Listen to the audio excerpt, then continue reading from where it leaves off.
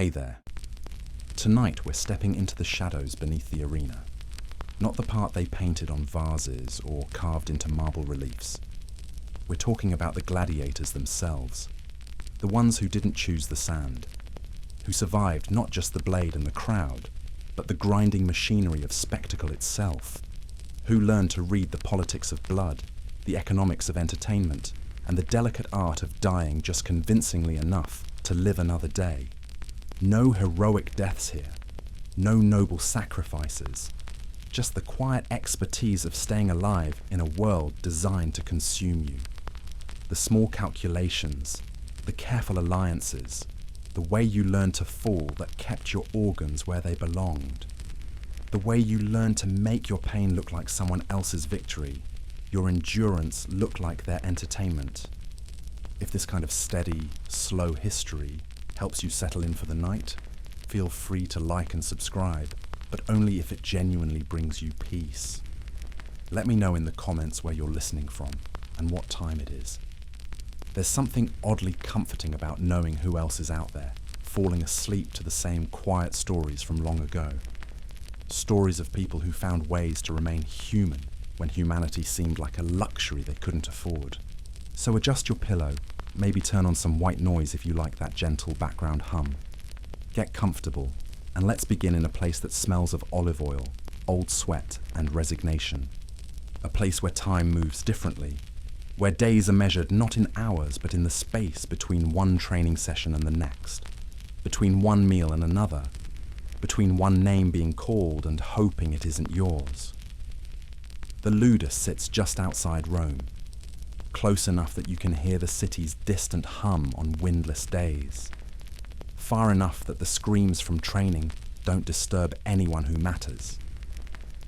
It's positioned perfectly for its purpose, near enough to the capital that wealthy patrons can visit their investments without inconvenience, distant enough that the realities of gladiator training don't intrude on civilized sensibilities. It's larger than you expected when you first arrived, though that was years ago now, and smaller than you thought a place could be when you realized you might never leave. The compound sprawls across several acres, but it feels cramped because every inch serves a purpose, and none of that purpose involves your comfort or privacy. The walls are high and smooth, volcanic stone that drinks in the summer heat and holds it through the night.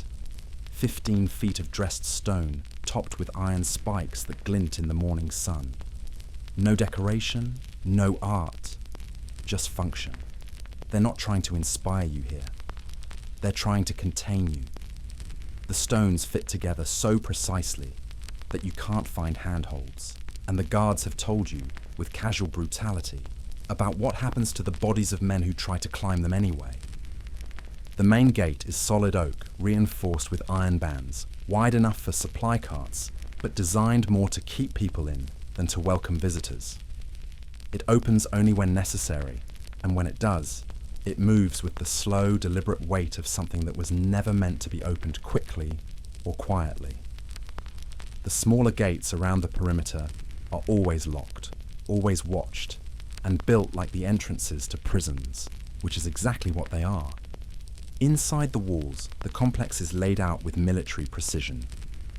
The training areas occupy the center, where supervisors can observe everything from multiple vantage points. The living quarters ring the outer edge, close enough to the walls that escape attempts would be visible immediately, far enough from the training areas that exhausted gladiators can't collapse where they train. The infirmary sits near the main gate, positioned for quick access, but also as a constant reminder of the medical realities of your new life. You can see it from almost anywhere in the compound, a low stone building with small barred windows that never seem to let in enough light. Smoke rises from its chimney at all hours, and not all of that smoke smells like cooking fires. There's a small shrine to Hercules near the training ground, patronized by gladiators who still believe the gods pay attention to their problems. Offerings accumulate there, small things that cost nothing but hope. Pieces of bread, drops of wine, locks of hair. The statue is crude, carved by someone who understood strength better than artistry, and its face has been worn smooth by countless desperate touches. The administrative building houses the record keepers, the trainers, the business end of human entertainment. You're never allowed inside, but you know it exists, because that's where decisions about your life are made by people who see you as entries in ledgers. Purchase price, training costs, win-loss records, medical expenses, projected earnings. Your entire existence reduced to numbers that someone updates after each fight, assuming you survive to generate new numbers. Storage buildings hold weapons, armor, supplies, and all the equipment needed to transform human beings into profitable entertainment. The weapons are kept locked away between training sessions, not because they don't trust your intentions, which they don't, but because gladiator gear is expensive and needs to be maintained properly. You touch these weapons only when supervised, and someone counts them before and after every training session. The smell of the place changes with the seasons, but never improves. Summer brings sweat and dust, and the sharp odor of metal heating in the sun. Winter adds dampness, and the smoke from fires that never quite warm the sleeping areas properly. Spring carries the scent of new growth from beyond the walls, a reminder of a world you can't reach. Autumn smells like dying things, and the metaphor isn't lost on anyone. At dawn, the compound comes alive with the sounds of routine. The scrape of buckets on stone as water is drawn from wells. The rhythmic thud of wooden swords against practice posts.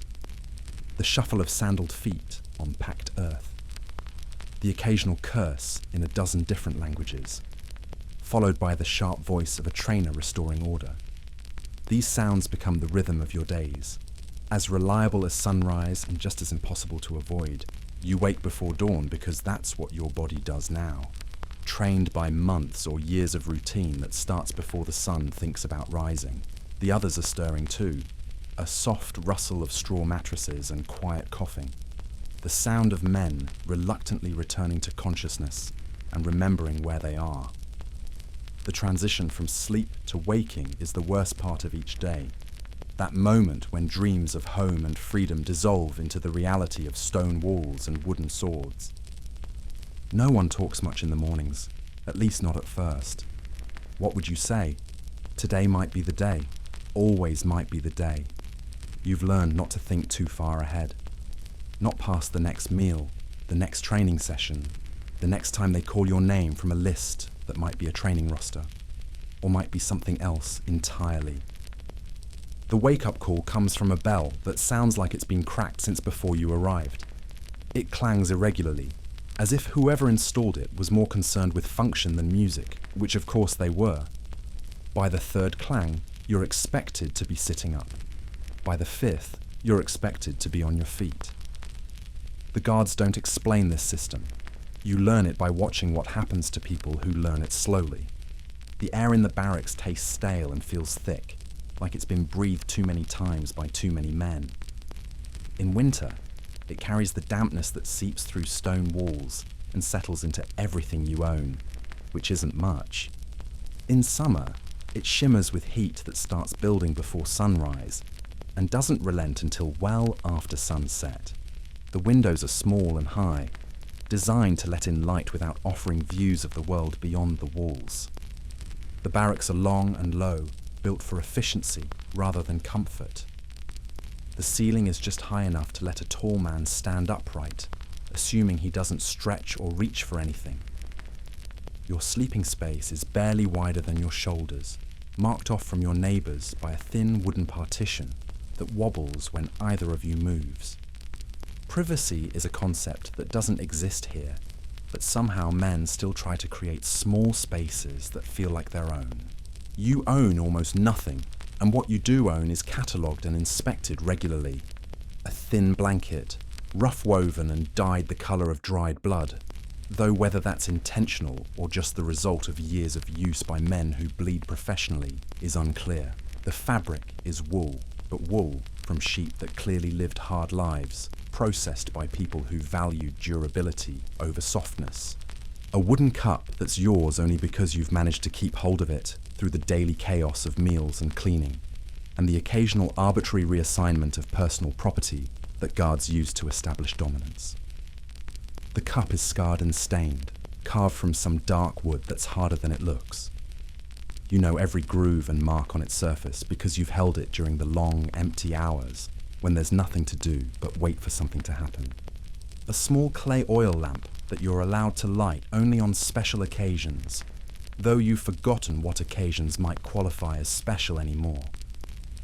The oil is cheap and smoky, but it provides enough light to see your immediate surroundings after dark, and the small flame offers a kind of comfort that has nothing to do with illumination. Fire means life, means warmth, means the promise that morning will come eventually. A wooden comb with missing teeth that you use to work the tangles out of hair that's never quite clean. Personal grooming matters here, not because anyone cares about your appearance, but because letting yourself deteriorate physically often leads to deteriorating mentally, and men who stop caring about themselves stop caring about survival. The floor is packed, earth covered in straw that gets changed when it starts to smell too strongly of human misery, which is not as often as you'd like, and more often than you'd expect from people who regard you as livestock. The straw comes from somewhere outside these walls, and sometimes pieces of it carry seeds or dried flowers that remind you that the world continues to grow and bloom while you learn new ways to hurt people. In winter, you're grateful for any warmth, even the body heat of men sleeping too close in conditions that would have appalled you in your previous life. You learn to appreciate shared warmth without intimacy, to sleep deeply despite snoring and movement, and the occasional nightmare that makes someone cry out in a language you don't recognize. In summer, you dream of stone floors, of cool marble, of anything that doesn't trap the heat like a bread oven. The walls store heat during the day and release it slowly through the night, creating a cycle of discomfort that never really breaks. You learn to sleep in positions that minimize contact with surfaces that stay warm, though finding such positions in a space barely large enough for your body becomes its own form of expertise. Your clothes are simple and practical, designed for function rather than comfort or appearance. A tunic that was once white, now the color of dust and old sweat, despite regular washing in cold water with harsh soap that removes dirt, but leaves everything feeling stiff and rough. The fabric is linen, coarse woven and sturdy enough to survive daily wear, and the kind of treatment clothes receive when their owner has no replacements. The tunic is belted with rope, thick hemp that's been softened by use but still leaves marks on your skin if you tie it too tightly. The rope serves multiple purposes, holding your clothes in place, providing a handhold for training exercises, and occasionally restraining men who've forgotten that cooperation is the only path to survival here. Leather sandals that have been resoled so many times they're more patches than original shoe, held together by stitching that represents dozens of repairs by men who understand that footwear is not a privilege but a necessity. The soles are thick enough to protect your feet from sharp stones and spilled weapons oil, but thin enough that you can feel the ground beneath you, which is important when your life depends on maintaining balance while someone tries to knock you down. The leather is scarred and stained, dyed brown not for aesthetic reasons, but because brown hides the stains of blood and mud that are inevitable in your daily routine. The straps have been adjusted and readjusted to accommodate changes in your feet, which swell and shrink with injury and healing, with the seasons, with the amount of time you spend standing or walking on hard surfaces.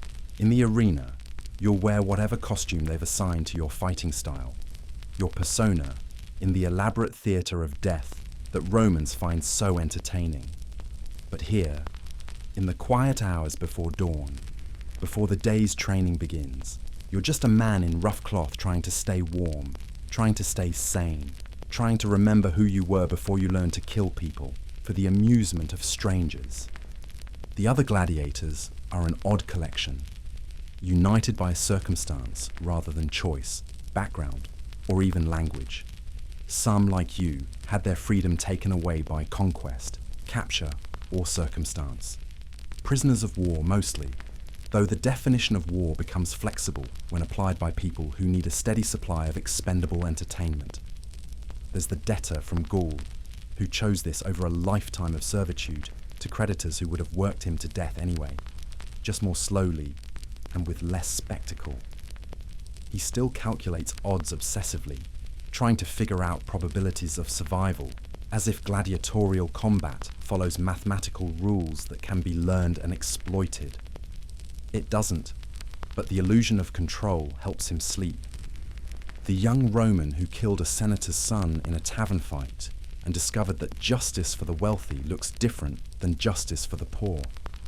He maintains that it was self-defense, and perhaps it was, but self-defense is a luxury that depends entirely on the social status of your attacker.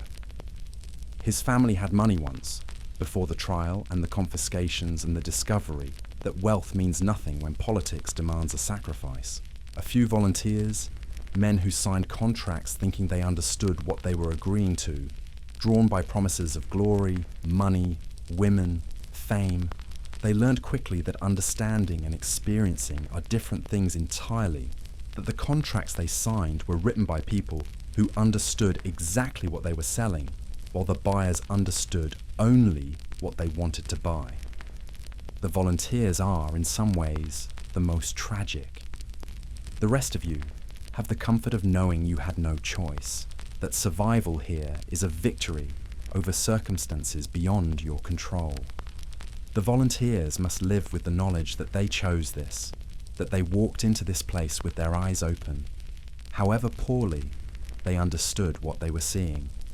You don't use their real names anymore. Those belong to lives you're not allowed to remember.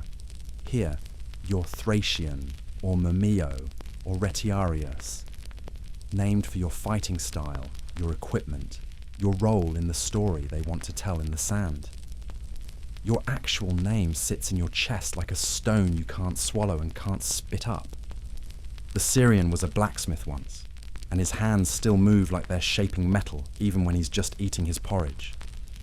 The German was a farmer, and he still watches the sky for weather that doesn't matter anymore.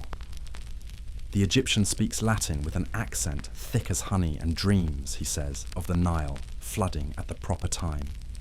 These fragments of past lives surface in unguarded moments, then disappear back under the weight of daily routine. Training begins when the sun clears the wall. You form up in the courtyard, bare feet on sand that's been raked smooth, but never seems truly clean. The lanista, the gladiator trainer, walks among you like a farmer inspecting livestock, which you suppose is what you are. He's a former gladiator himself, which makes him both more understanding and more brutal than the freeborn instructors. He knows exactly what you can endure because he endured it. He knows what excuses sound true because he invented most of them. His body carries the map of his career, scars layered like geological formations. A missing finger from a net that tightened too quickly. A dent in his skull from a pommel strike. A twisted left foot that never healed properly after a chariot accident in the provinces. He doesn't shout much. Doesn't need to. He speaks in the tone of a man describing the weather, and you learn to listen for the small changes in his voice that mean the difference between correction and punishment. The wooden swords feel heavier than the real ones, and that's intentional. Everything here is designed to make the actual combat feel easier by comparison. You train with weights, wooden gladi twice the weight of steel, shields that would be unwieldy in real combat. The idea is that when you finally step into the arena with proper equipment, you'll feel light, fast, almost graceful. The training weapons are crafted with the same attention to detail as the real ones, just heavier and duller. The balance is perfect, the grip worn smooth by thousands of hands that have learned to hold them properly. The weight distribution forces you to build strength not just in your sword arm, but in your wrist, your forearm, your shoulder, your back. Every muscle involved in wielding a weapon becomes conditioned to handle more stress than it will face in actual combat. It works, mostly. But it also means that training is exhausting in a way that leaches into your bones and stays there. You swing the practice sword until your arm feels like it's going to fall off, then swing it some more. You raise and lower the heavy shield until your shoulder screams, then do it another 100 times. The trainers count repetitions with the mechanical precision of men who understand that muscle memory is built through endless repetition, not through understanding or enthusiasm. The wooden training posts in the courtyard are worn smooth by countless hours of practice, their surfaces polished to a dark gleam by the impact of wooden weapons and the touch of sweating hands. Each post is shaped like a human torso, marked with lines that indicate target areas: heart, lungs, liver, kidneys, the major arteries that, when severed, cause rapid blood loss and dramatic death. You attack these posts with the mechanical precision of a man splitting firewood, and the similarity isn't lost on you. Strike, recover, strike again. Left side, right side, overhead blow, thrust to the center. 10,000 repetitions until the movements become automatic, until you can fight properly, even when you're injured, exhausted, or terrified. Because you will be all three, usually at once. The posts never fight back, never block, never try to kill you, which makes them both easier and harder to practice against than real opponents. Easier because you can focus entirely on perfecting your technique without worrying about defense or counterattack. Harder because they teach you nothing about timing, distance, or the psychology of combat. Fighting a post is like learning to swim by lying on a bench and moving your arms. Necessary, but incomplete. You learn to fight in different styles depending on what role they've assigned you, though the assignment process has more to do with economics and entertainment value than with your personal preferences or natural abilities. The mumillo carries a large rectangular shield and a straight sword, fighting like a heavy infantryman. The equipment is expensive but durable, suitable for gladiators who represent significant investments and need to survive multiple fights.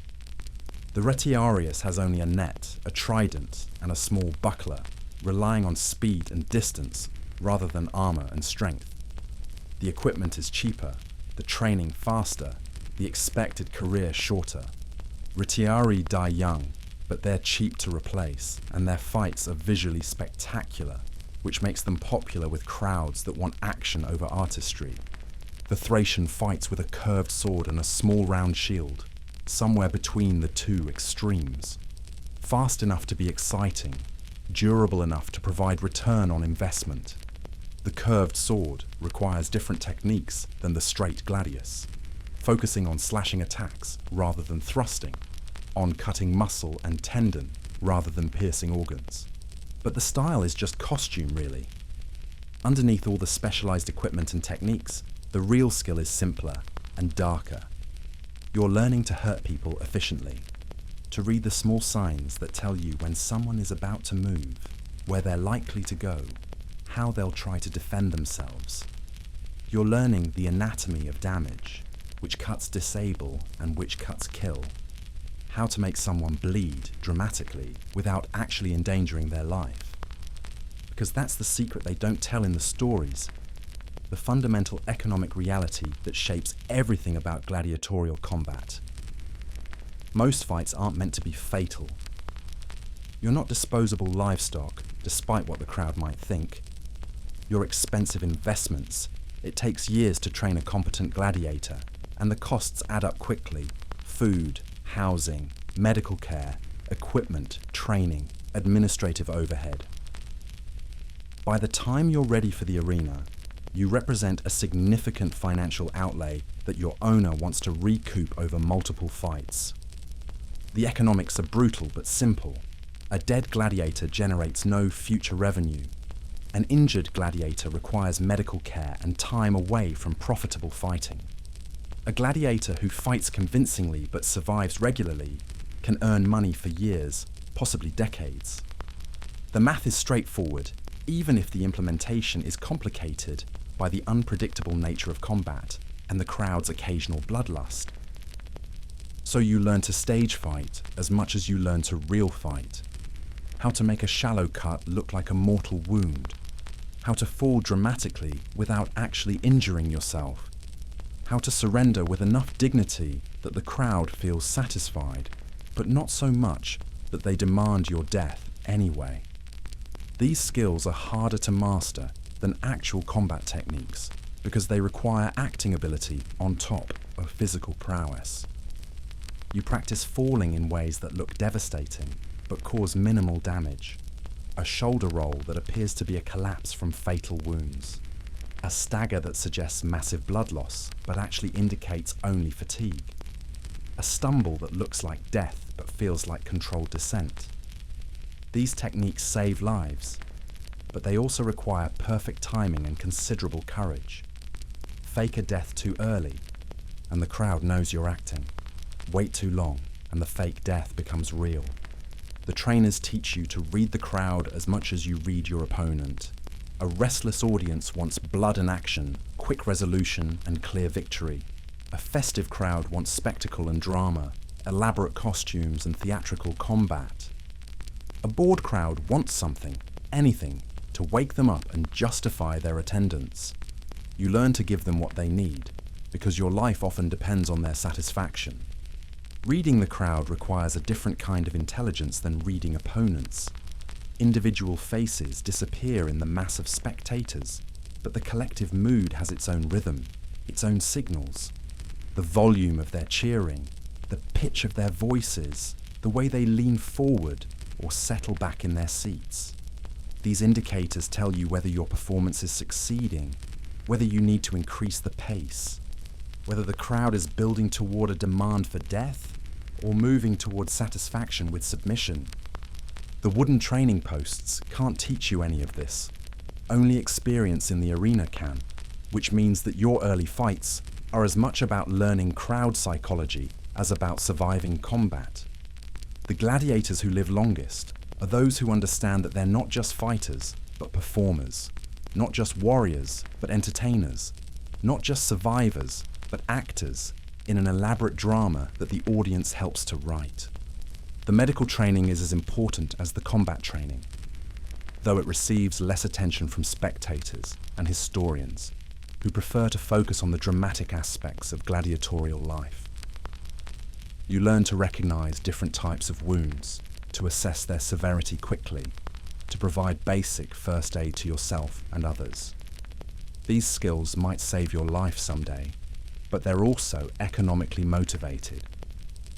Gladiators who can treat minor injuries themselves require less expensive medical care and lose less training time to recovery. You learn which wounds bleed dramatically but heal quickly, which injuries look worse than they are, which types of damage can be safely ignored during combat. A cut to the scalp produces impressive amounts of blood, but rarely causes serious harm. A blow to the solar plexus looks devastating, but usually results in temporary incapacitation rather than permanent damage. A twisted ankle might end a fight, but probably won't end a career. More importantly, you learn which injuries require immediate attention and which ones indicate that death is approaching rapidly. The difference between a scratch that needs cleaning and a cut that needs stitches. The signs of internal bleeding that might not be visible from the outside. The way someone's breathing changes when they've suffered serious chest trauma. This knowledge saves lives, though not always your own. The diet is better than you expected and worse than you hoped, carefully calculated to maintain gladiators in fighting condition without providing any luxury or comfort. Gladiators need to be strong, so you get meat more often than most poor people in the Empire. But it's not good meat. Tough, stringy cuts from animals that worked hard during their lives, processed by butchers who understand nutrition better than flavour. The meat comes from oxen worn out by years of pulling ploughs and carts, their muscle fibres toughened by constant labour. From horses too old or injured to be useful for transportation or warfare, their flesh lean and fibrous. From sheep and goats that provided milk and wool for years before ending up in gladiator stew pots, their meat requiring long cooking and serious chewing. Barley porridge appears at every meal, thick and filling but tasteless, unless you've been hungry enough long enough to appreciate calories regardless of flavour.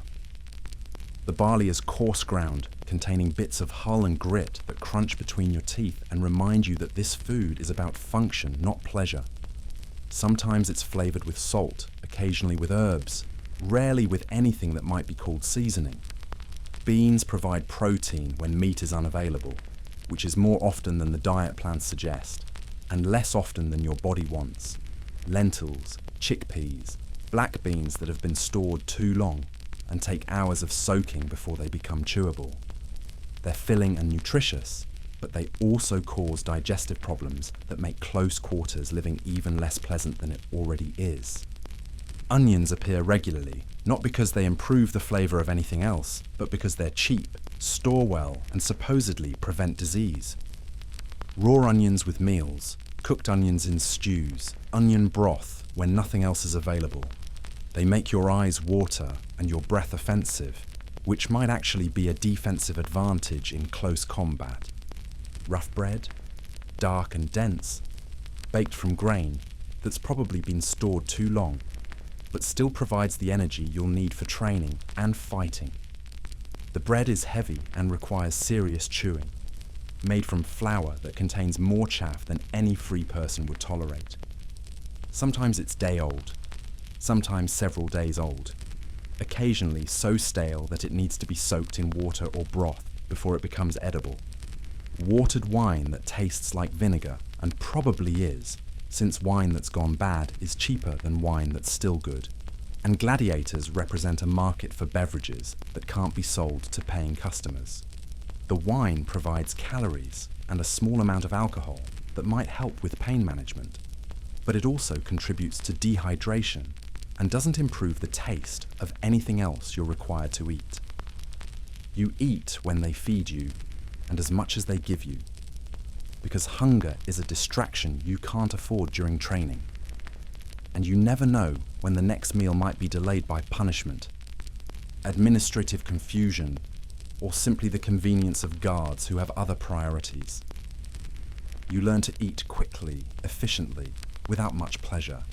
Food is fuel, nothing more, and you consume it with the mechanical efficiency of a man feeding a fire. The water is clean and plentiful, which is more than many free Romans can say about their daily drink.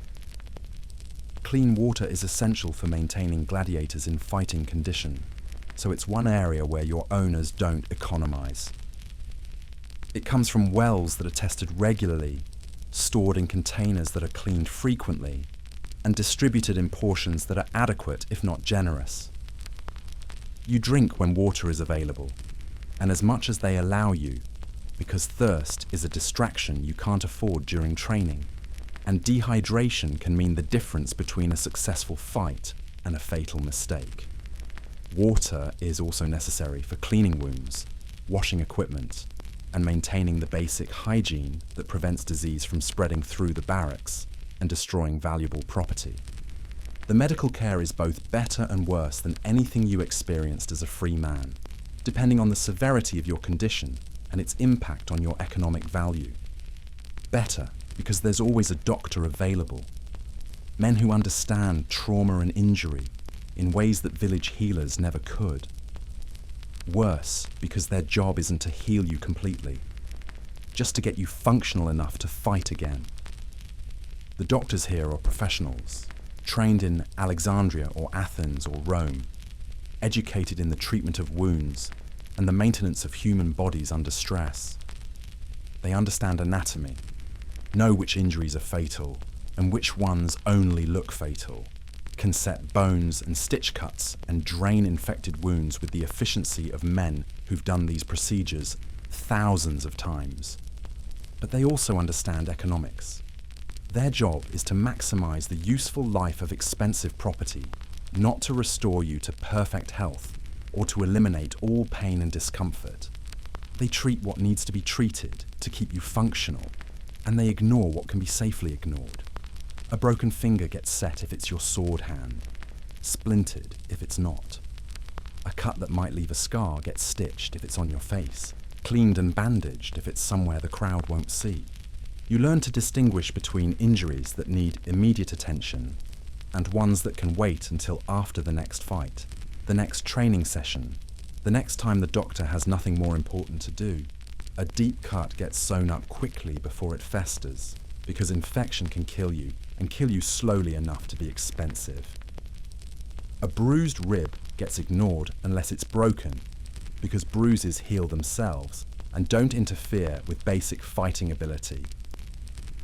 A sprained wrist gets wrapped and worked through if it's not your weapon hand, immobilized and treated if it is. A headache from a blow to the skull gets watched carefully for signs of serious brain trauma, then ignored if you can still speak clearly and remember your own name. A fever gets treated aggressively if it might spread to other gladiators, ignored if it stays mild and doesn't interfere with training. The massages hurt more than they help. Deep, painful work that's meant to keep your muscles functional rather than comfortable. The masseuses are usually former gladiators themselves, men who understand which muscles bear the most stress in different fighting styles, which areas accumulate tension, and need to be worked regularly to prevent injury. They use olive oil and strong hands to work knots out of shoulders, backs, and legs that are constantly stressed by training and fighting. The pressure is intense, sometimes causing pain that's worse than the original muscle tension, but it prevents injuries that would be far more expensive to treat and much slower to heal. The baths are lukewarm and shared, large stone pools that are drained and refilled regularly, but still manage to smell of too many bodies and not enough soap.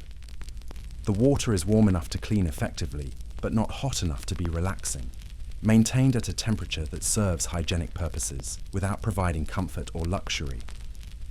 You learn not to look too closely at what turns the water pink, though you know it's usually blood from cuts that reopen in the warm water, sometimes mixed with pus from infections that haven't healed properly. The baths are necessary for preventing disease and maintaining basic cleanliness, but they're not pleasant, and they don't provide the kind of relaxation that free people associate with bathing. When someone dies in training, which happens more often than the administrators want you to know, and less often than you fear it might, the body is removed quickly and without ceremony. Death is bad for morale and bad for the investment, so it's handled like any other administrative problem. Efficiently, quietly, with minimal disruption to the routine that keeps everyone else functional and profitable. You're not encouraged to grieve or remember, though you do both anyway because you're still human, despite the best efforts of the system to reduce you to your economic function. There's no funeral, no marker, no acknowledgement that a person has stopped existing. Just a new slave in the empty sleeping space within a few days, and instructions to help him learn the routines you learned when you were new and everything seemed impossible.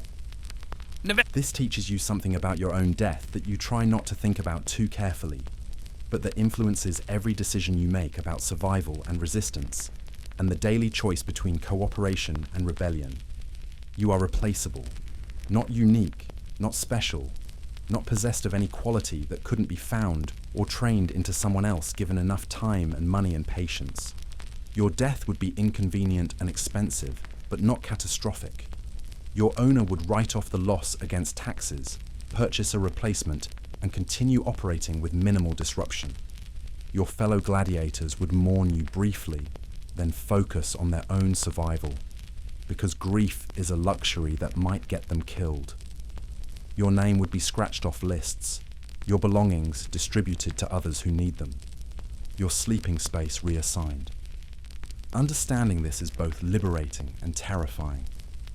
Liberating because it means your actions don't have to carry the weight of irreplaceable significance. You can take risks, make mistakes, choose rebellion or cooperation based on practical considerations rather than existential ones. Terrifying because it means that your life has no inherent value, that your survival depends entirely on your ability to remain useful, entertaining, and profitable. The arena, when you finally fight there, is both exactly what you imagined and nothing like it at all. The scale is overwhelming, larger than any building you've ever been inside, designed to contain thousands of spectators, and amplify their voices into a roar that feels like standing too close to a waterfall. The architecture is built for drama, with entrances positioned to maximize theatrical impact and viewing angles calculated to ensure that every seat provides a clear view of death. The sand is deeper than you expected, imported at enormous expense from beaches you'll never see, raked and sifted until it achieves the perfect consistency for absorbing blood while maintaining sure footing for fighters. It shifts under your feet in ways that make balance tricky, especially when it gets wet with blood or the water they spray between fights to settle dust and rinse away the most obvious evidence of what happens here. Fresh sand is pale, almost white, with a texture that feels clean and theatrical. Used sand darkens and clumps, taking on colours and odours that no amount of raking can completely eliminate. They replace it regularly, but never completely, so the arena floor always carries traces of previous entertainments, previous deaths, previous moments when someone's survival depended on their ability to keep their footing on an unstable surface. The sand serves multiple purposes beyond absorbing blood. It provides traction for fighters whose lives depend on quick movements and sudden changes of direction. It cushions falls that might otherwise cause serious injury, though falling in the arena usually indicates that serious injury is already occurring. It creates visual contrast that makes blood more dramatic and wounds more visible to spectators in the upper tiers who've paid good money to see violence clearly. But the sand also conceals things. Weapons dropped in earlier fights, pieces of armor that broke off during combat, small pools of blood that haven't been completely absorbed. These hazards require constant attention during fighting, because stepping wrong can turn a winning position into a fatal stumble. The arena floor is never neutral. It's an active participant in your attempt to survive. The crowd is louder and more distant than you thought it would be, a mass of humanity that produces sound like a living thing. Individual voices disappear into a roar that feels like standing too close to a waterfall. But the collective voice has its own personality, its own moods, its own demands that change minute by minute, depending on what's happening in the sand. You can't make out words usually, just the emotional tone of thousands of people reacting to your performance. Excitement when someone lands a particularly skillful blow. Bloodlust when someone goes down and might not get up. Boredom when the action is too slow or too obviously choreographed. Satisfaction when the fight reaches a conclusion that feels appropriate to the dramatic arc they've constructed in their heads. The sound washes over you in waves, and you learn to gauge the crowd's mood without looking at them directly, because looking at the crowd is a mistake that can cost you your life. Up there in the stands are people eating honey cakes and placing bets on your death. Children learning to find entertainment in human suffering. Wealthy Romans demonstrating their sophistication by critiquing your fighting technique while you bleed for their amusement. They're not seeing you as a person, but as entertainment, a character in a story they've paid to watch unfold according to their preferences. Meeting their eyes reminds you that to them, you're not quite human. And that's a kind of knowledge that can paralyze you at exactly the wrong moment when someone with a sword is trying to kill you, or at least hurt you badly enough to satisfy the audience's need for spectacle. Your first real fight was against a condemned criminal, a man who'd been sentenced to death in the arena and given a sword as a final courtesy, rather than facing execution by crucifixion or exposure to wild animals. He was older, perhaps 40, weak from poor food and worse treatment in whatever prison had held him before his final performance. He knew how to use the sword, but not how to use it well. His technique had the rough competence of someone who'd been a soldier once, maybe decades ago, before whatever crime had brought him here. His equipment was functional but inferior, a shield with a cracked rim and a sword that needed sharpening. Weapons that had been used by other condemned men in other fights that had ended badly for their previous owners. The fight lasted maybe 5 minutes, though time moves differently when you're trying to kill someone and trying not to be killed yourself. 5 minutes that felt like hours while you were living them, but that seemed to pass in seconds when you thought about them afterward.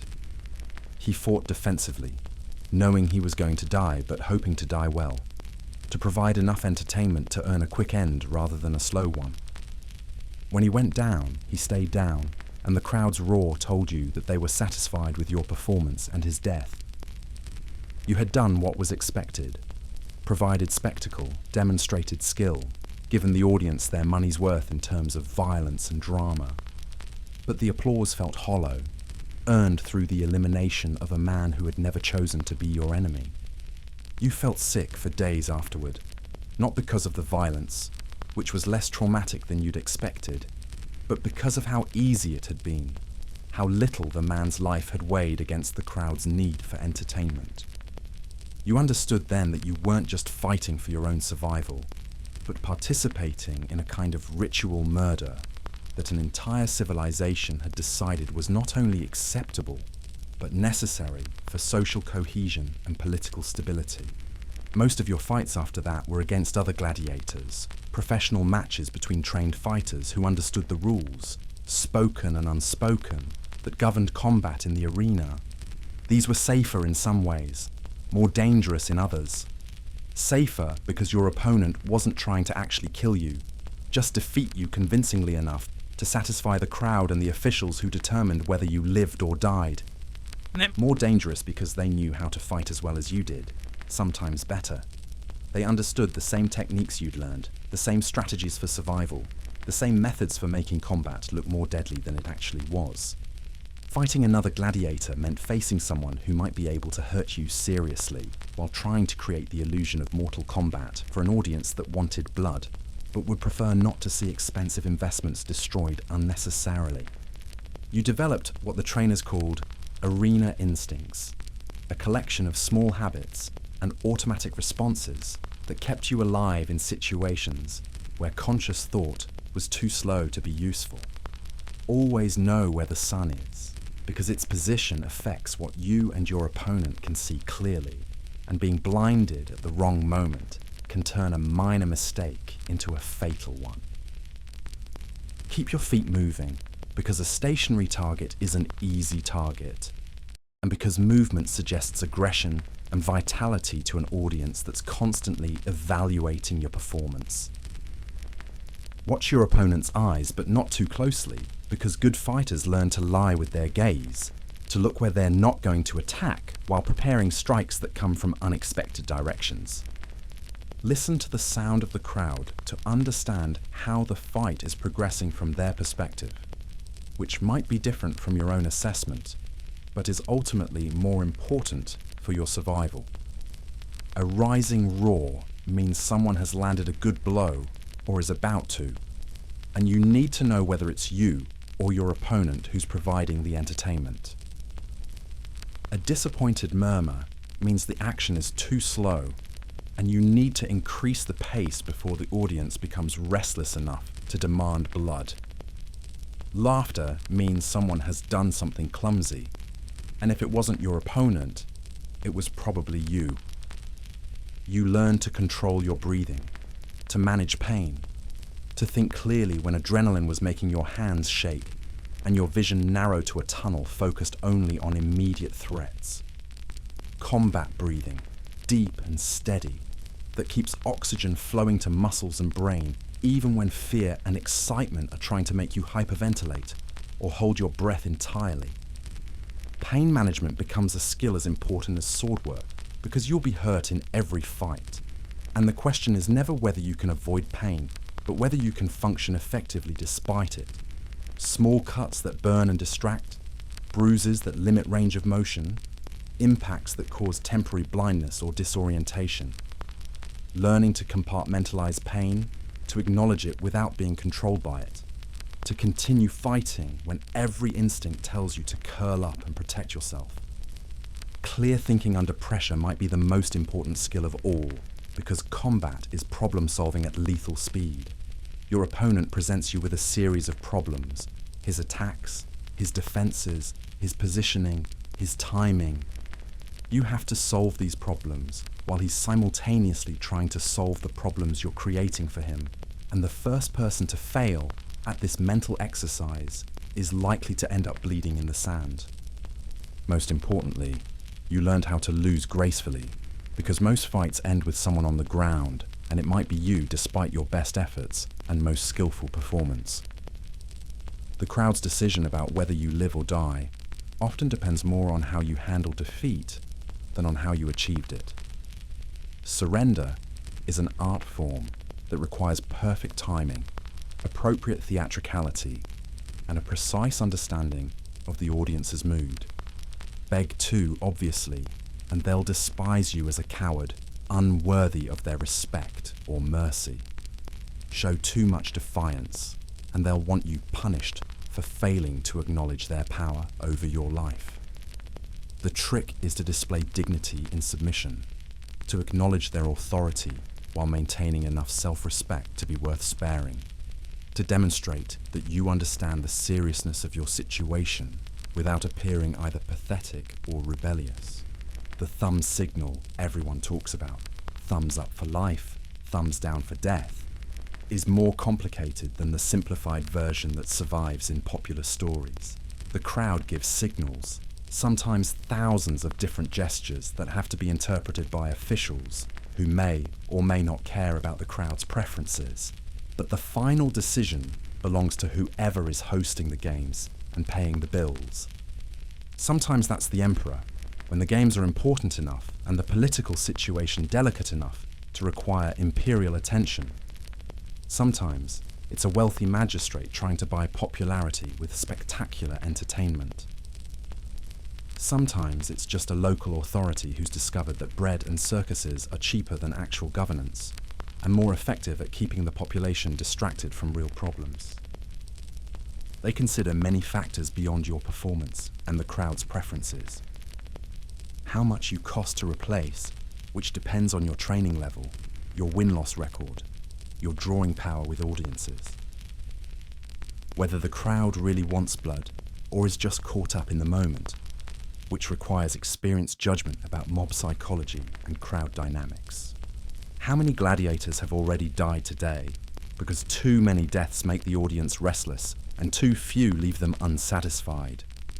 Whether your owner has been paying his taxes on time and maintaining good relationships with the officials who make life and death decisions. Whether the magistrate in charge wants to demonstrate mercy or severity, depending on the political message he's trying to send to various constituencies.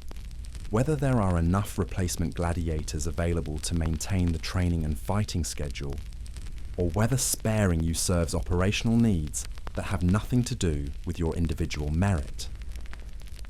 You have no control over any of these calculations, and trying to influence them directly usually backfires, because desperation is unattractive, and audiences prefer gladiators who seem to accept their fate with philosophical calm. So you focus on the limited number of variables you can actually influence: your skill level, your performance quality, your behavior during and after fights, your reputation for providing entertaining combat. The injuries accumulate slowly, then all at once, like debt or age or any other burden that builds incrementally until it becomes overwhelming. A cut on your sword arm that heals crookedly, leaving you slightly weaker on that side and forcing you to modify techniques you've practiced for years. A blow to the head that gives you headaches for months afterward, sometimes severe enough to affect your vision or balance during critical moments. A twisted knee that never quite feels stable again, requiring constant attention to positioning and movement that should be automatic. Nothing dramatic, nothing that stops you from fighting or training. Nothing that officials would consider worthy of extended medical care. Just a gradual wearing down of the machine that is your body. A slow accumulation of damage that makes each fight slightly harder and each recovery slightly slower. The doctors do what they can with the knowledge and resources available to them, but their treatments are limited by available technology and cost-benefit analyses that prioritize short-term functionality over long-term health. They can set broken bones, usually, though not always perfectly. They can stitch cuts and drain infected wounds, though scarring is inevitable, and range of motion might be permanently affected. They can't fix everything, and they don't try to because their job is economic rather than humanitarian. They're tasked with maintaining gladiators at fighting strength, not with restoring them to perfect health or eliminating all sources of pain and discomfort. A gladiator who can fight effectively with chronic pain is more valuable than one who feels great but can't perform, and treatment decisions reflect this priority. You learn to work around your limitations, to compensate for reduced strength or mobility, to mask pain so convincingly that even you sometimes forget it's there until something reminds you.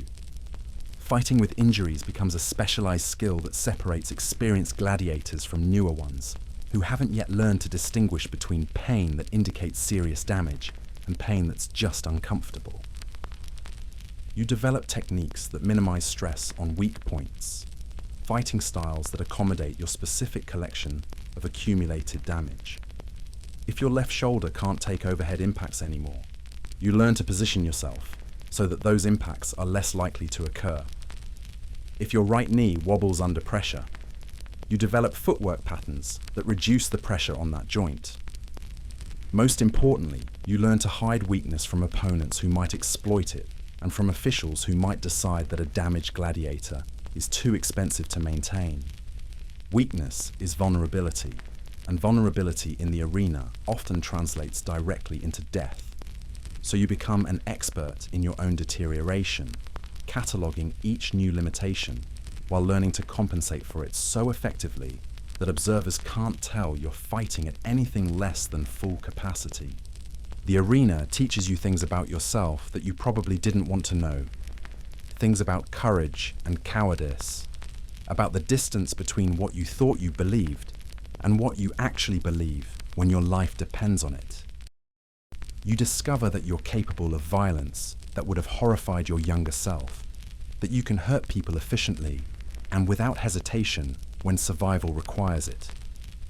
But you also discover that you're capable of compassion in circumstances that seem designed to eliminate it, that you can maintain friendships with people you might be required to kill, that you can find dignity in submission and honor in survival. The arena strips away illusions about yourself, both flattering and unflattering ones, leaving you with a more accurate but sometimes uncomfortable understanding of who you actually are under pressure. Some gladiators retire eventually if they live long enough and fight well enough and accumulate enough victories to justify the expense of their freedom.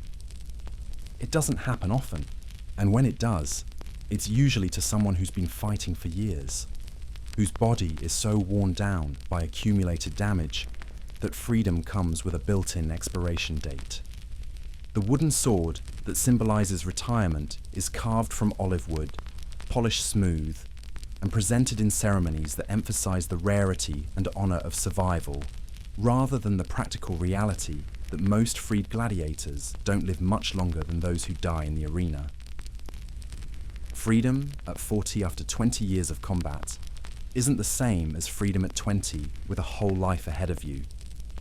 Most don't retire. They die in the arena, eventually, or in training, or of infections that started small and grew large despite the best efforts of doctors who understand trauma better than disease. They die of accumulated injuries that finally add up to something their body can't survive. Organ failure, or blood loss, or simply the moment when the machine that is the human body stops being able to repair itself faster than it's being damaged. They die of despair, sometimes, simply giving up in ways that are hard to pin down, but impossible to miss. The loss of will to continue fighting, to continue surviving, to continue participating in their own exploitation, for the entertainment of people who see them as slightly more interesting than performing animals. When a gladiator stops caring about survival, death usually follows quickly because survival in the arena requires total commitment to staying alive. A few escape, though escape is probably the wrong word for what actually happens to gladiators who disappear from the records without explanation. They might actually make it over the walls and away into the wider world, though that seems unlikely given the security measures and the reality that escaped gladiators have no money, no legitimate identity documents, no skills that translate to legal employment, and no place in the social hierarchy of free people.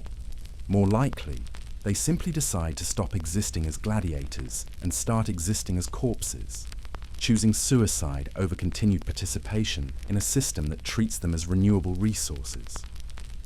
Or they die attempting escape, their bodies thrown into unmarked graves with the other administrative inconveniences that occasionally require disposal. Either way, their sleeping spaces get filled by new arrivals within a few days, and after a while, it's like they were never there at all. Their names get scratched off lists, their belongings distributed to current gladiators who need them, their training records filed away in archives that no one will ever consult again. The system continues operating with minimal disruption because individual gladiators, however skilled or popular or personally valuable to their friends, are ultimately just interchangeable parts in a larger machine. The politics of the ludus are as complex as any imperial court, and more dangerous because everything is decided by people who own you completely and have no obligation to consider your preferences or welfare when making decisions that affect your life. Your owner's financial situation affects your food quality, your training resources, your medical care, your equipment, and your chances of being selected for profitable fights rather than dangerous exhibitions. His relationship with other wealthy Romans affects which games you're entered in, which opponents you're likely to face, how much support you can expect from the crowd based on their perception of your owner's social status.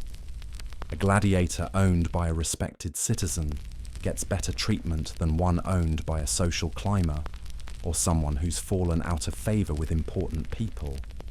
The trainers and guards have their own agendas, their own alliances and resentments, their own networks of obligation and mutual support that affect how they treat individual gladiators. Some are former gladiators themselves, men who understand your situation from personal experience and might occasionally show mercy or provide small favours.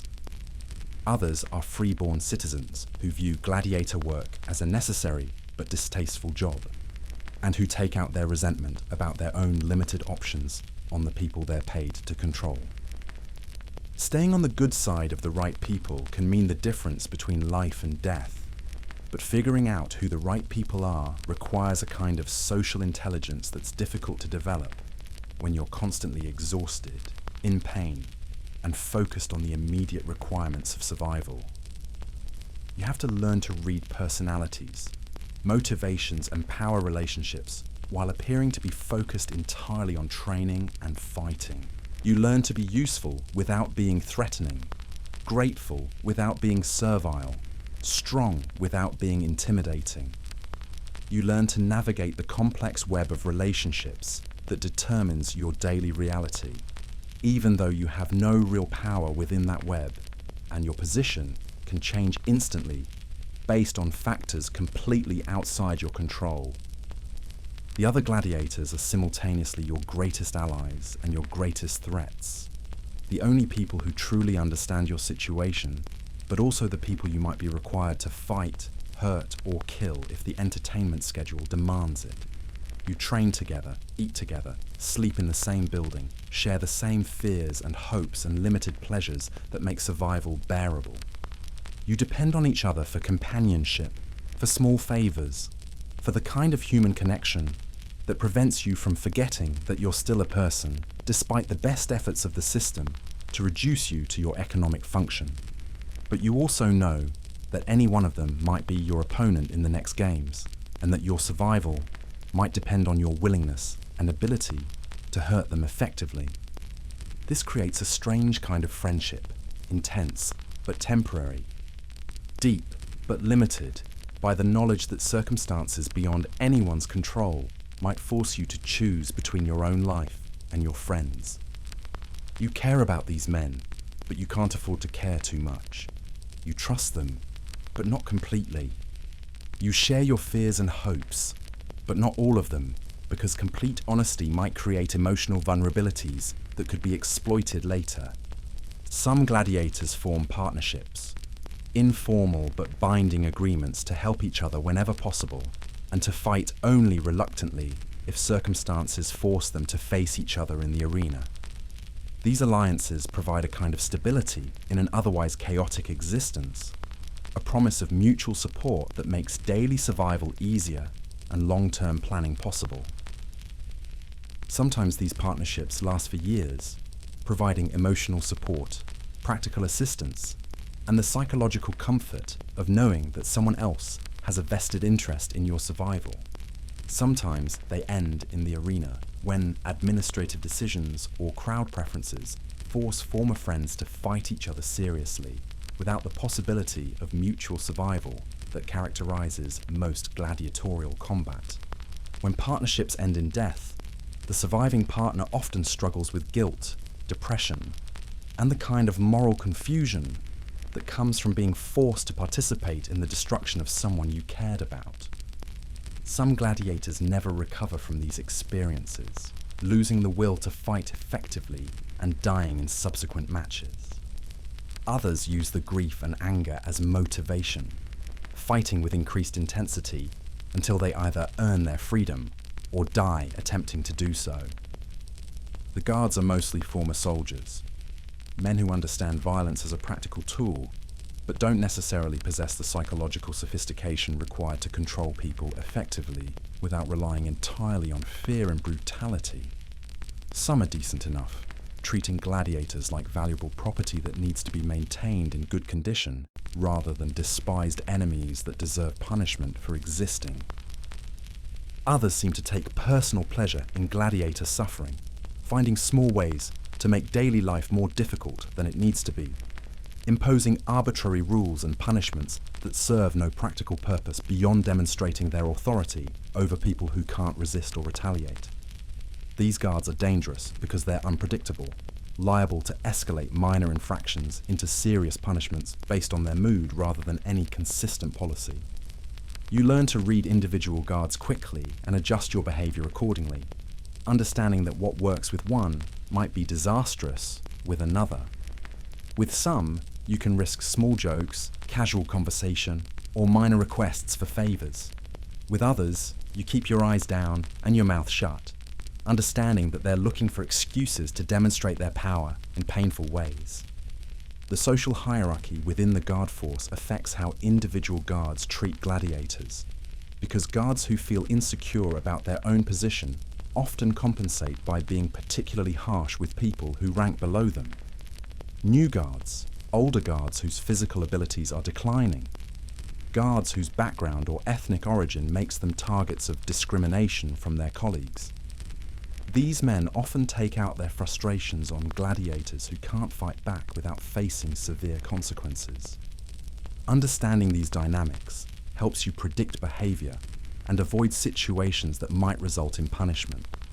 But it also requires constant attention to subtle social cues and power relationships that change frequently based on factors you can observe but not influence. The energy required for this social navigation is energy that's not available for training, recovery, or the mental preparation that combat requires. The sexual politics of the ludus are ugly and mostly unspoken, governed by power relationships that make consent a meaningless concept and create opportunities for exploitation that even decent people sometimes can't resist. Rape isn't technically permitted under the rules that govern gladiator training facilities, but it isn't exactly prevented either, and the definition of consent becomes blurry when one person literally owns another and has the power to make their life comfortable or miserable based on their cooperation.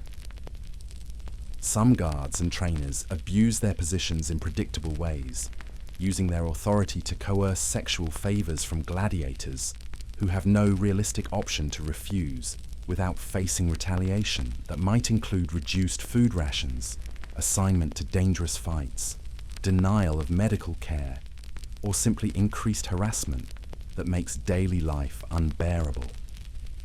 Some gladiators use sex as a tool for survival, trading their bodies for protection, better treatment, access to information, or small privileges that might improve their chances of staying alive.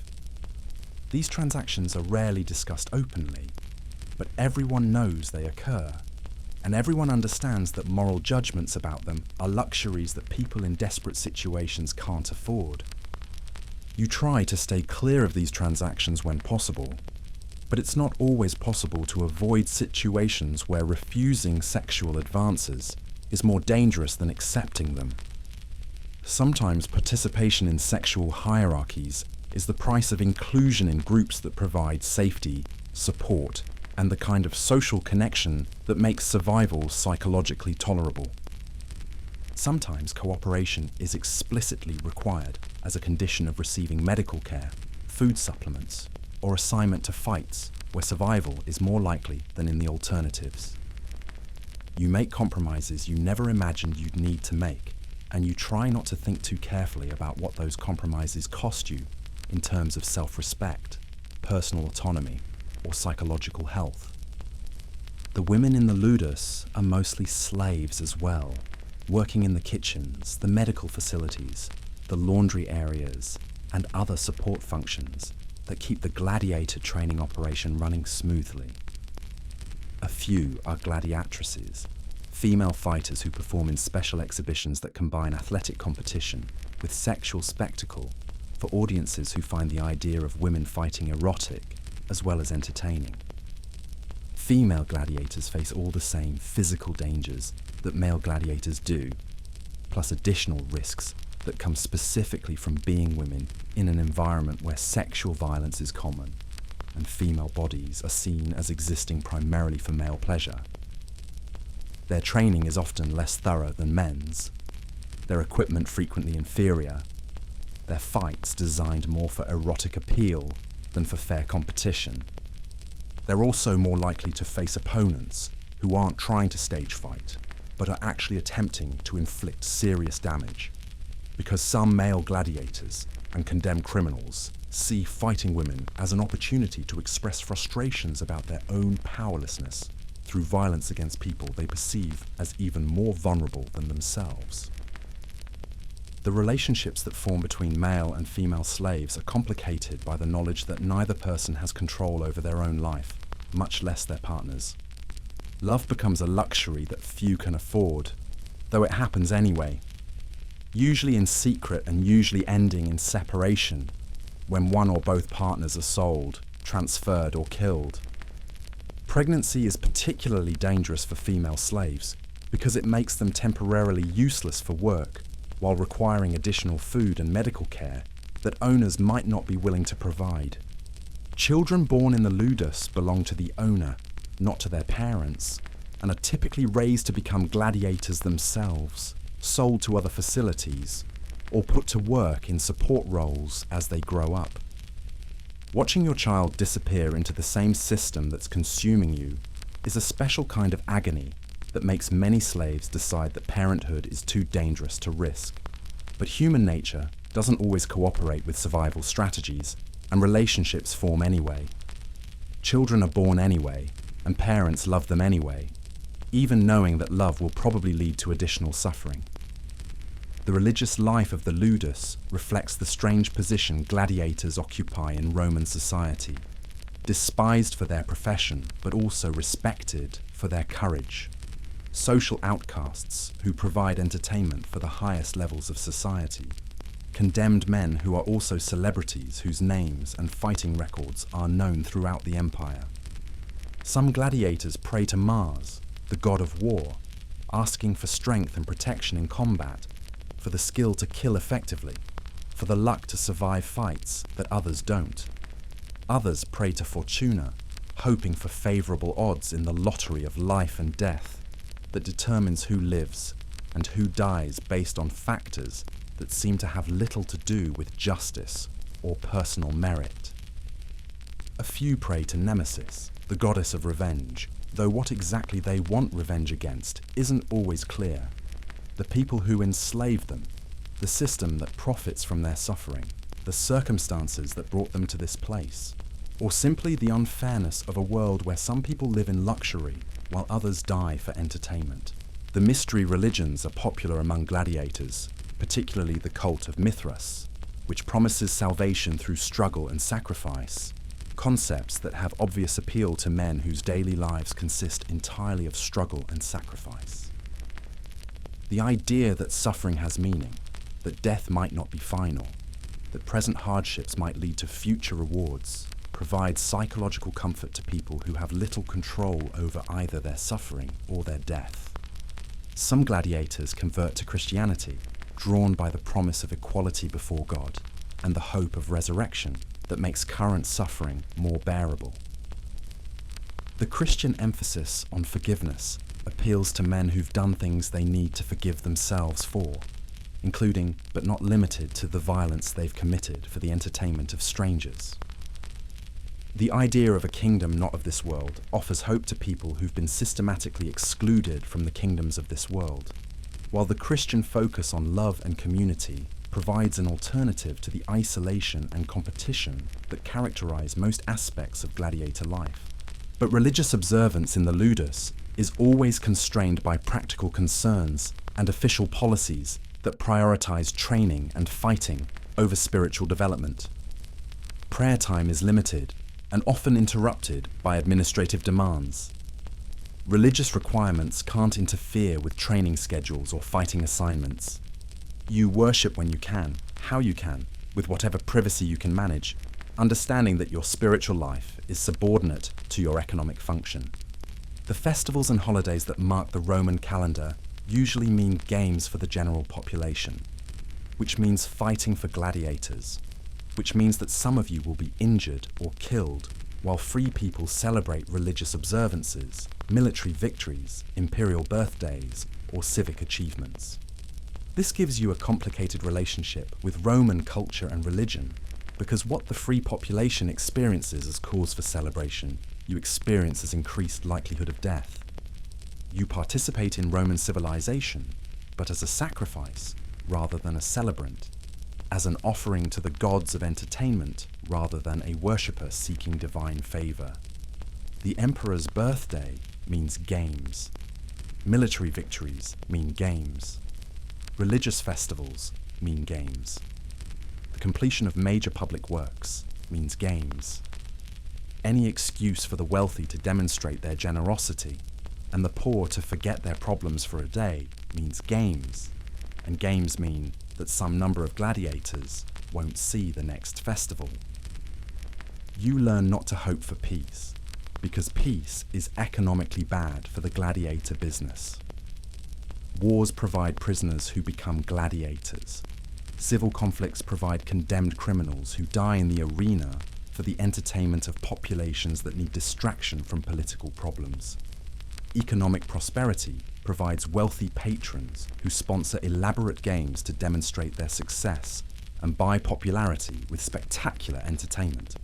The more successful the empire becomes, the more elaborate the entertainment needs to be, and the more likely it is that you'll be called upon to provide that entertainment with your blood.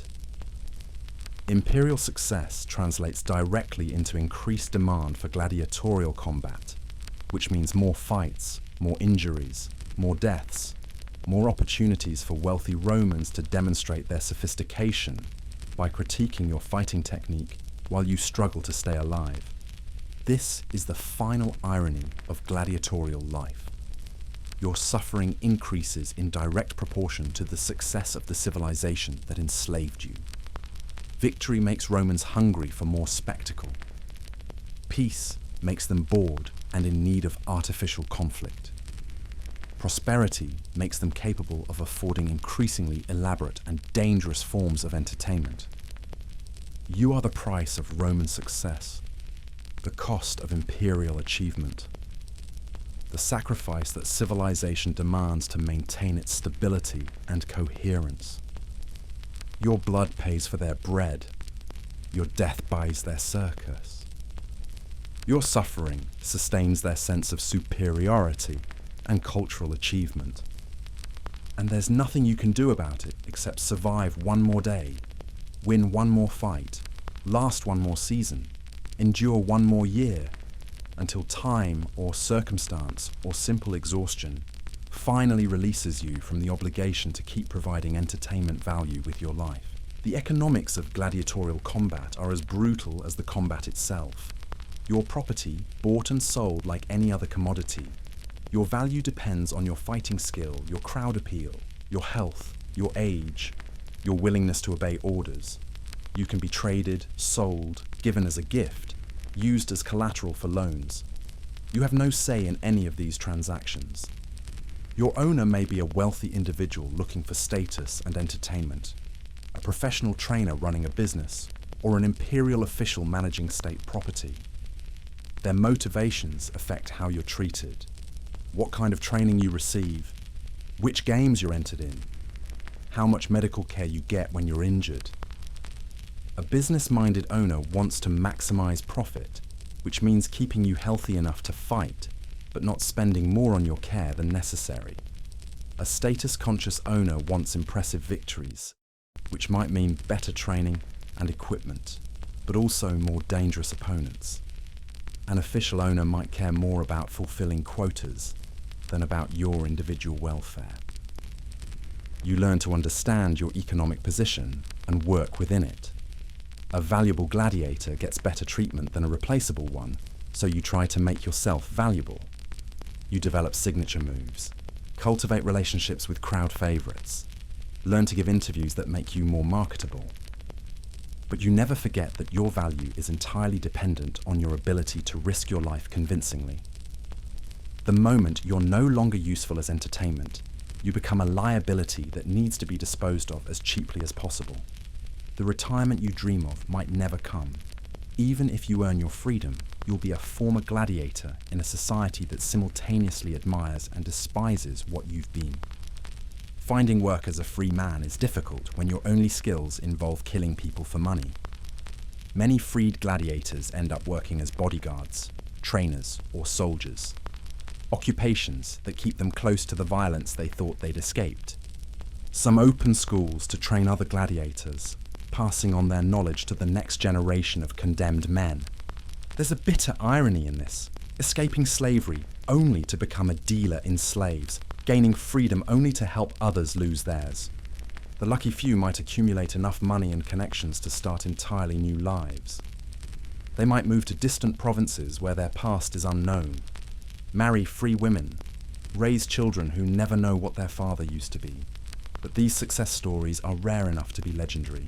Most freed gladiators die young anyway, their bodies too damaged by years of combat to sustain a normal lifespan. The injuries that were manageable when you had access to doctors and masseurs become crippling when you're on your own. The pain you learn to ignore becomes unbearable when it no longer serves any purpose. Even if you survive long enough to grow old, you carry the arena with you forever. The scars, visible and invisible. The reflexes that make you reach for weapons that aren't there when you hear unexpected noises. The nightmares that replay fights from years ago. The guilt that comes from surviving when others didn't. But you do survive, most of the time. Not because the system is designed to preserve your life, it isn't. But because you become extremely good at surviving. You learn to assess threats quickly and accurately. You learn to endure pain, to function when injured, to make decisions under pressure. You learn to read people, to understand motivations, to navigate complex social situations despite having no real power. You learn patience, the long patience of someone who knows that immediate rebellion means immediate death, but that small acts of resistance, accumulated over time, might create opportunities that don't exist yet. You learn to hope without expectation, to plan without guarantee, to trust without certainty. Most importantly, you learn to preserve some essential part of yourself, despite living in a system designed to reduce you to your usefulness as entertainment. You remember your real name, even if you never use it. You remember your home, even if you can never return to it. You remember what it felt like to make choices about your own life, even if those choices are no longer available to you. This isn't a story about heroes or villains. It's a story about people trapped in an impossible situation who find ways to remain human anyway, who discover that dignity doesn't require freedom, that courage doesn't require choice, that love doesn't require safety. The gladiators who survived weren't the strongest or the most skilled necessarily. They were the ones who learned to bend without breaking, to fight without hating, to kill without becoming killers. They were the ones who understood that survival sometimes means accepting the unacceptable, but that acceptance doesn't mean surrender. They endured not because they were passive, but because they were patient. Not because they gave up, but because they gave in just enough to stay alive for another day, another fight, another chance to choose who they wanted to be within the narrow space they'd been given. The arena made them gladiators, but they chose to remain men. The crowd saw them as entertainment, but they saw each other as brothers. The system treated them as property, but they treated themselves as people worth saving, worth protecting, worth remembering. And they were right. The stones of the amphitheatres are still there, in Rome and across the former empire. The sand where they fought has blown away, but the shape of the arenas remains. Tourists walk where emperors once sat, where crowds once roared their approval or displeasure, where men whose names we'll never know discovered what they were made of when everything they'd thought permanent was stripped away. The gladiators are gone, but the questions they faced aren't. How do you maintain your humanity when you're treated as less than human? How do you find meaning in a life you didn't choose? How do you resist a system so large and powerful that resistance seems pointless? They found answers, imperfect and temporary, but answers nonetheless. They chose to see each other as worth protecting. They chose to fight for life, not just in the arena, but in the small spaces between training and sleeping and waiting for their names to be called. They chose to remember that they had been free once, and that freedom was something that could be lost and found again, but never completely destroyed. Their strength wasn't in their sword arms or their courage in the face of death. Their strength was in their refusal to let the worst thing that happened to them become the only thing about them. They were gladiators, yes, but they were also men who remembered what it meant to laugh, to tell stories, to comfort each other when the nightmares came. They survived by finding ways to be human, even in the most inhuman circumstances. They resisted not by fighting the system directly, but by refusing to let the system define them completely. They won, not by defeating all their opponents, but by defeating the part of themselves that would have made survival meaningless. In the end, that might be the most important victory of all. Not the one celebrated in the arena, but the quiet triumph of remaining yourself when everything around you is designed to make you into something else. The gladiators understood this, even if they couldn't articulate it. They knew that the real fight wasn't against other gladiators, but against the temptation to stop being worth saving. And they won that fight, day after day, until time and circumstance finally released them from the obligation to keep winning it. That's how gladiators survived, not just the combat and the injuries and the politics, but the deeper challenge of survival itself. They stayed human when humanity seemed like a luxury they couldn't afford. That's why we remember them, even when we don't remember their names. Not because they were perfect, but because they were people who faced impossible choices and somehow managed to choose themselves over and over until the choosing was done. Sleep well. Tomorrow brings its own arena, but tonight you can rest in the knowledge that others have faced their lions and lived to tell about it, even when the telling had to be done in whispers, in the dark, to people who understood without explanation why surviving is always worth celebrating, quietly, when no one's keeping score.